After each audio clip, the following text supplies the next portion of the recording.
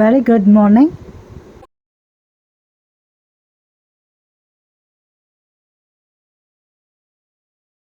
ஒரு காலத்தில் ஒரு பசுமையான வயல்வெளியில் ஒரு நதி ஓடியது. ஓடையின் அருகே ஒரு எறும்பு வசித்து வந்தது. ஒரு நாள் எறும்பு தண்ணீர் குடிக்க ஓடைக்குச் சென்றது. தண்ணீர் குடிக்கும் போது திடீரென்று எறும்பு ஓடும் நீரில் விழுந்தது. உதவுங்கள், உதவுங்கள் என்று எறும்பு கத்தியது. ஆனால் யாரும் அதை கேட்கவில்லை. ஓடைக்கு அருகில் இருந்த ஒரு மரத்தில் ஒரு புறா அமர்ந்திருந்தது. எறும்பின் பரிதாப நிலையை கண்டது. புறா பரிதாபப்பட்டது. மிக விரைவாக புறா ஒரு அகலமான இலையை உடைத்து எறும்புக்கு அருகில் எறிந்தது. சிறிய எறும்பு இலையின் மீது ஏறியது. விரைவில் இலை சில நாணல்களில் மோதியது. எறும்பு கரையில் ஏறியது. என்ன ஒரு அதிர்ஷ்டம், தப்பித்தல்!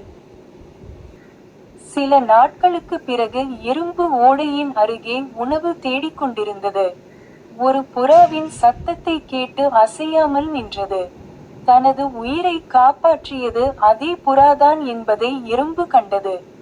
புறாவை பார்த்ததும் அது மிகவும் மகிழ்ச்சியாக இருந்தது. அசைப்பதன் மூலம் தனது நன்றியை காட்ட விரும்பியது, ஆனால் பயனில்லை. பின்னர் மிகவும் திகிலடையும் வகையில் வில் மற்றும் அம்புடன் ஒரு வேட்டைக்காரனை கண்டான். வேட்டைக்காரன் அமைதியாக தன் துப்பாக்கியை எடுத்து புறாவை நோக்கி குறிவைத்தான்.